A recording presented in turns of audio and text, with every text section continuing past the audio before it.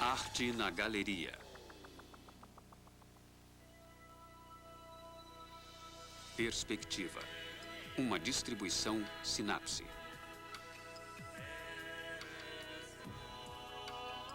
O que é muito antigo, religioso e pode ser encontrado nas igrejas? A resposta é a maioria dessas pinturas. Elas eram tesouros que brilhavam à luz de vela no altar. E eram os únicos trabalhos de arte sérios que as pessoas comuns podiam ver.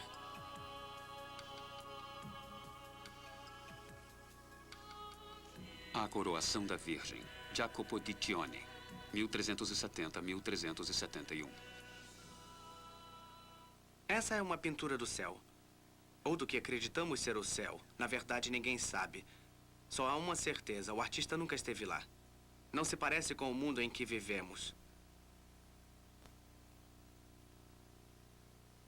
No centro, Jesus e sua mãe Maria são maiores que os outros, porque são os mais importantes.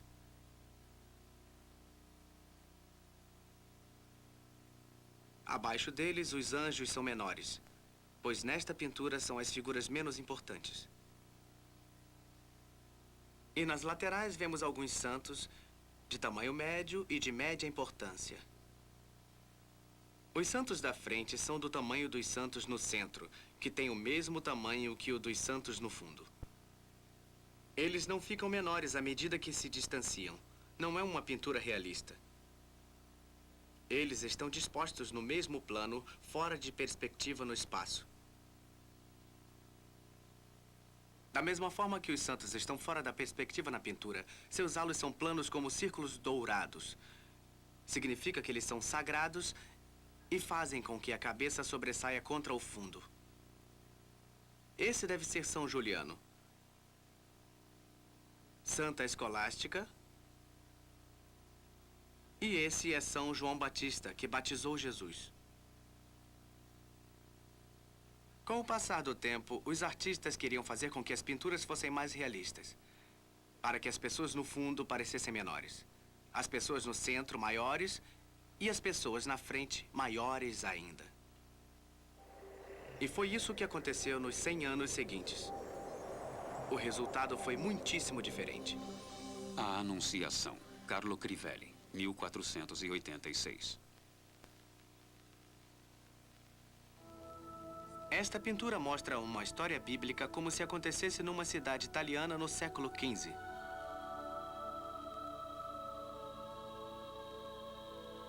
O anjo Gabriel veio anunciar à Virgem Maria, que está ajoelhada orando, que ela será a mãe de Jesus.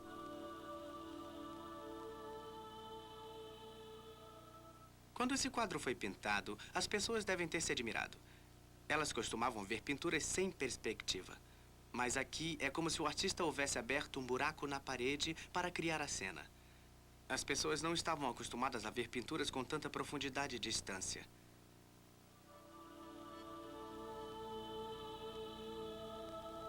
O que há de diferente nesse quadro é que tudo parece mais real.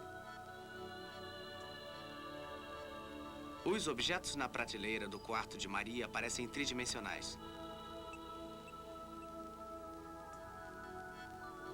E observe o halo de Maria. O antigo círculo plano foi distorcido no espaço para parecer um disco flutuando acima da sua cabeça. O artista demonstrava uma interessante nova técnica. Isso se chama escorço.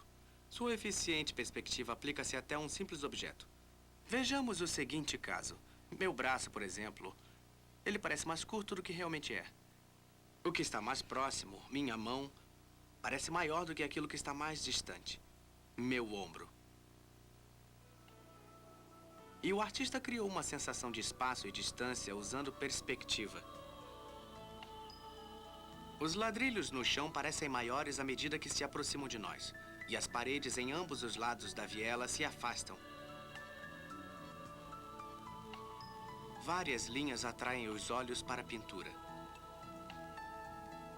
Teoricamente, elas se encontram na grade da parede ao fundo. Isso é conhecido como ponto de fuga. Mas por que o artista quis usar perspectiva? Ela atrai o observador para a pintura como se estivesse nela.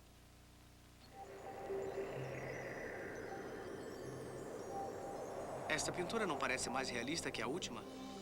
A Ceia em Emaús, Caravaggio, 1601. Essa é mais uma história bíblica.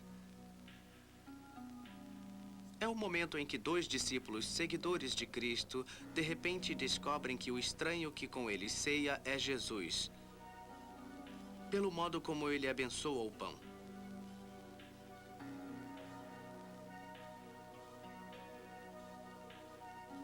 A expressão deles mostra que estão espantados. Eles o viram morrer na cruz alguns dias antes.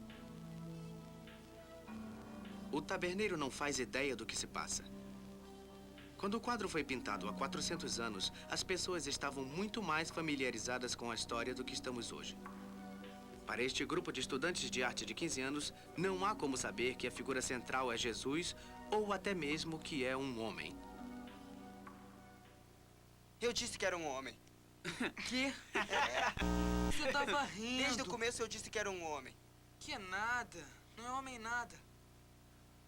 Não há como saber que é Jesus porque está pintado de modo diferente das outras imagens de Jesus. Aqui ele não tem barba e o cabelo dele também está mais comprido. E quando você descobre que é Jesus, aí você se interessa e observa como tudo foi disposto, como foi composto, e você vê que Jesus é a figura principal da pintura.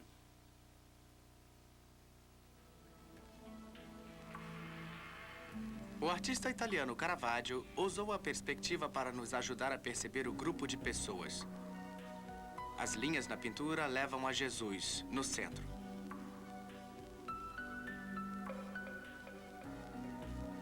E ele faz com que sintamos que estamos lá na mesa como convidados, sentados no lugar vazio mais próximo de nós, com o cesto de frutas prestes a cair no nosso colo. De certo modo, parece bem realista devido à perspectiva. É como se você estivesse lá. O interessante está à direita. A mão ao fundo está menos nítida que a da frente. Isso dá uma impressão de perspectiva, como se estivesse mais longe. A mão mais próxima de nós é outro exemplo de escorço, perspectiva aplicada a um simples objeto. O mesmo vale para o cotovelo do outro discípulo. Ele é tão realista que parece que atravessa a tela vindo em nossa direção.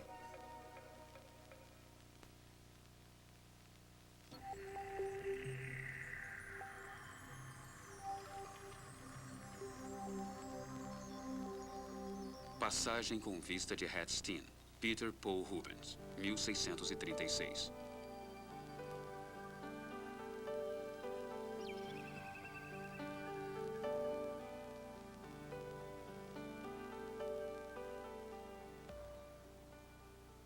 Rubens pintou esse quadro no final da sua vida.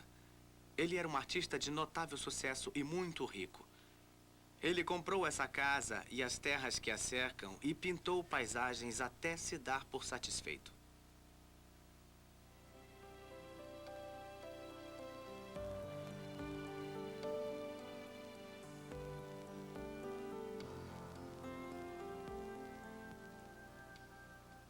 Numa pintura de paisagem como essa, necessariamente não existem linhas retas que deem impressão de distância. Então, o artista teve que usar diferentes técnicas. Rubens encontrou uma variedade de modos de atrair nossa atenção para o fundo. Ele não está usando um simples ponto de fuga aqui. Não há nenhum ponto em particular no horizonte que esteja em foco. Quanto mais ao longe você olha, menor parece o objeto. Mas também acontece uma outra coisa. As cores se desvanecem, são mais claras e as formas menos distintas. A sensação é de uma névoa matinal. Esse efeito é criado pela quantidade de ar ou atmosfera entre nós e o que observamos. Isso se chama perspectiva aérea ou atmosférica. Ele também marca a distância de outra maneira. Observando ao fundo, as cores principais são tons de vermelho e marrom, cores de outono. Observando ao centro, temos tons de verde. E voltando para o horizonte, tons de azul. A progressão de cores também ajuda a marcar a progressão de distância.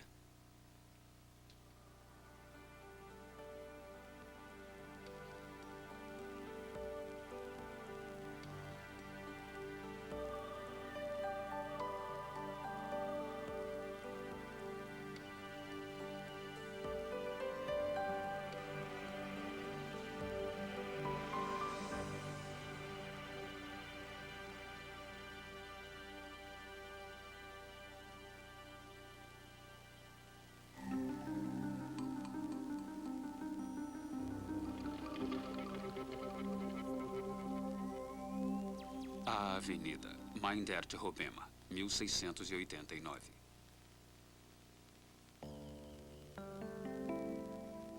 Eis mais uma paisagem, mas é bem diferente da última, porque você não tem escolha a não ser olhar para a avenida.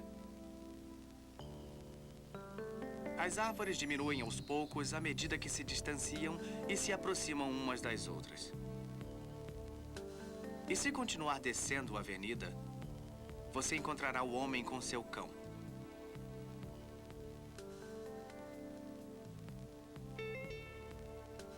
O ponto de fuga está na distância, no mesmo nível do horizonte.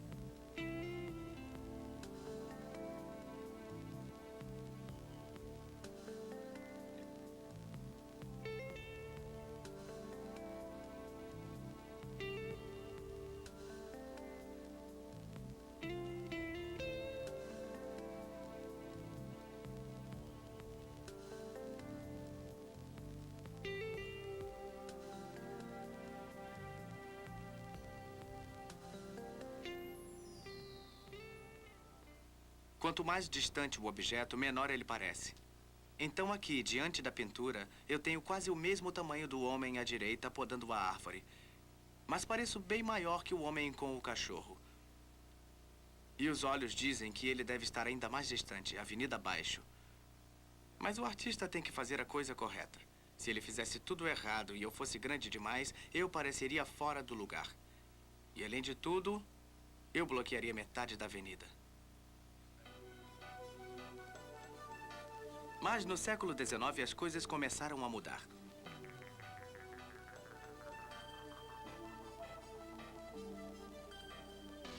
Chuva, Vapor e Velocidade, J.M.W. Turner, antes de 1844.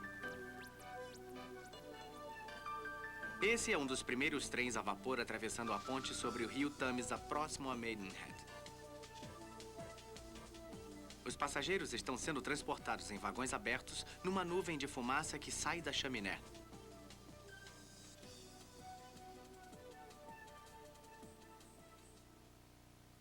Em outras pinturas que já vimos, os artistas usaram a perspectiva para atrair nossa atenção para a pintura. Mas aqui, Turner exagera na perspectiva para criar o efeito contrário. O tamanho da ponte na frente da pintura indica o tamanho do trem, além de dar a impressão de que o trem vem em nossa direção, ficando cada vez maior à medida que se aproxima de nós.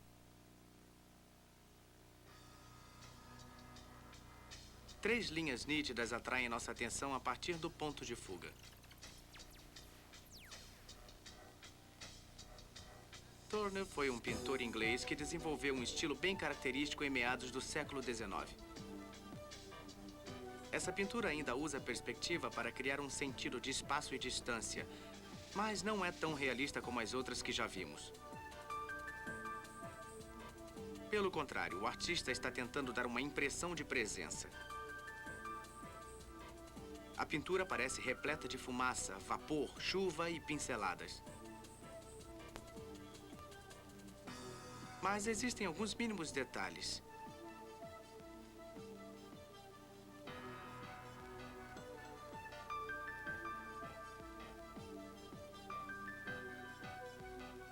Há um barco no rio.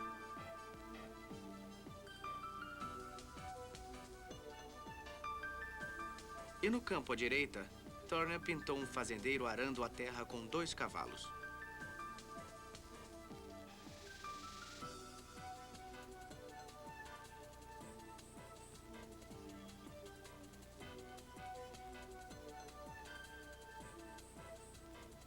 Há um outro animal na pintura também. Existe a velha fábula da tartaruga e da lebre. Teoricamente, a lebre era mais rápida. Turner pintou uma lebre nesse quadro. Ela está na ponte com o trem, distante dele cerca de 2/3 do que resta do caminho na pintura, na parte frontal, entre os trilhos, fugindo o mais rápido que pode. Mas quem está correndo mais, o trem ou a lebre? Se for o trem, o que vai acontecer com a lebre?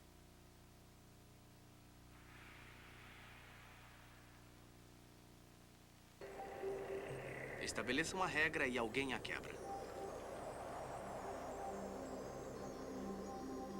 No final do século, um artista frequentemente decidia ignorar a perspectiva. Os Girassóis, Vincent van Gogh, 1888. O tema dessa pintura está muito claro. Os girassóis. Eles estão num vaso. Mas onde está o vaso?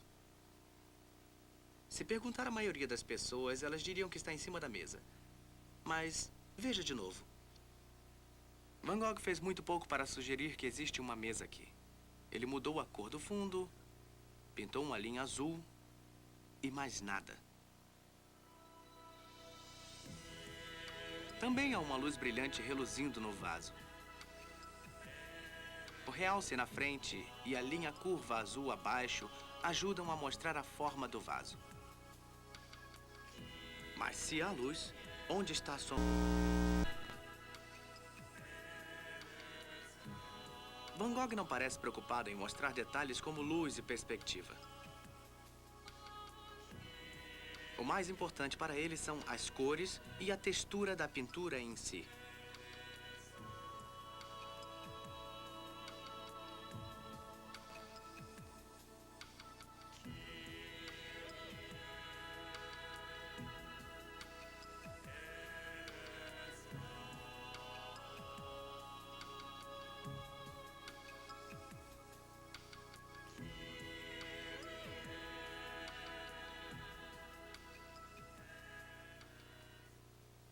Após séculos desenvolvendo-se a perspectiva para tornar os quadros mais realistas, durante o século XIX, alguns artistas decidiram não usá-la. Se você observar o amarelo no fundo da pintura, é uma tela sem perspectiva, como os halos dourados das primeiras pinturas que nós vimos. É como se a arte andasse em círculo.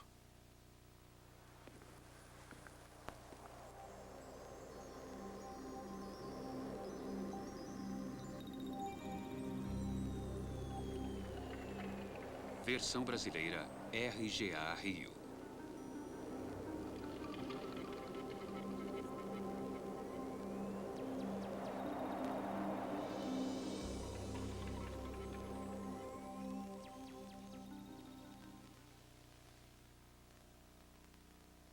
Essa